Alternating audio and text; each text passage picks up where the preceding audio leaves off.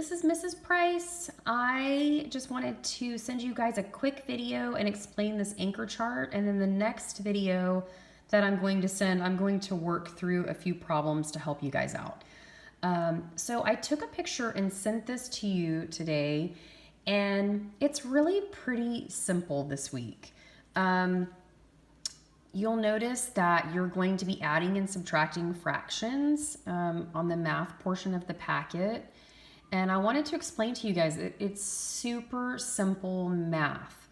The fractions in 4th grade have like denominators. And remember, your denominators, that's the bottom number in your fraction. Okay, so you can see that. And I tried to color code it so that you would be able to match the vocabulary with the actual number.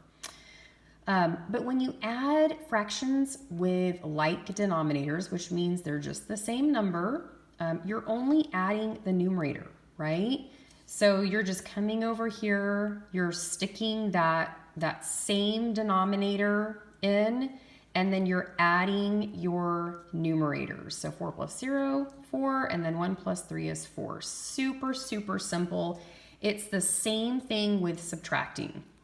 And that's what I put right here too. When you're subtracting fractions with like denominators, which just means it's the same number, you only subtract the numerators. So same thing. You're still going to have 8s, right? But then you're subtracting your numerator. So 5 minus 4 is 1, and then 7 minus 5 is 2. So simple addition and subtraction. It does start to get a little bit more complicated down here, but it's really not difficult. It just takes a little bit of practice. So you can see that in this problem, we are adding 7/6 plus 4/6. And you might look at 7/6 and say, wait, Mrs. Price, that doesn't sound right. Well, it doesn't sound right, and it's called an improper fraction. And so an improper fraction is just a fraction with numerators, and you can see I've color coded them green for you. Numerators that are equal to your denominator or they're greater than your denominator. Okay, so that's what an improper fraction is. And then you'll notice your answer, of course, is also an improper fraction because 7 plus 4 is 11. But still, we don't change our denominator, okay? It still stays the same just like it did up here. But then you have this weird fraction, 11/6, which is improper, right? That's why it sounds strange. And so the best way to write your answer, instead of writing an improper fraction, this is the correct answer, but we want to take it one step further.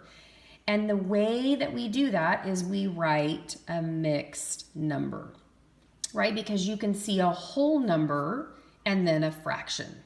Okay, and that's all it is. That's all a mixed number is. It's just a number with a whole number and a proper fraction. And a proper fraction is just all of these fractions up here, right? Our numerator is smaller than our denominator, and you can see that in all of these up here and all of these up here. But the way that you write a mixed fraction, and I gave you some really simple steps down here in pink, is first you add the numerators, which we already did, so we have 11/6.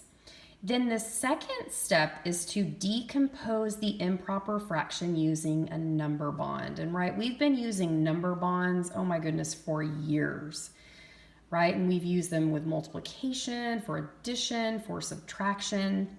In this case, we're adding.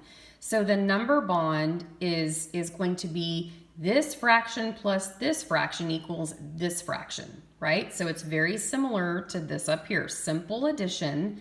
So you know that you need to make a whole number first, okay? And a whole number is just, it's the same number on top as it is on the bottom, always. A whole number is going to be 4/4 or 3/3 or 7/7, right? Whole number, because we know that 6 pieces out of 6 is 1 whole. If I ate 6 pieces of the pizza that had 6 pieces, I ate the whole pizza. So what you do is you look at 11/6 and you say, okay, I've got to make a whole number. So 6/6. Well, I know that 6 plus 5 is 11. So 6/6 plus 5/6 equals 11/6.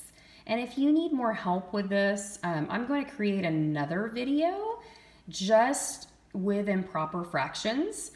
So you can watch that video as well. But then you know that 6/6 equals 1 whole, and then your fraction, your proper fraction, is 5/6. So it's really cool. So it's 7/6 plus 4/6 equals 1 and 5/6.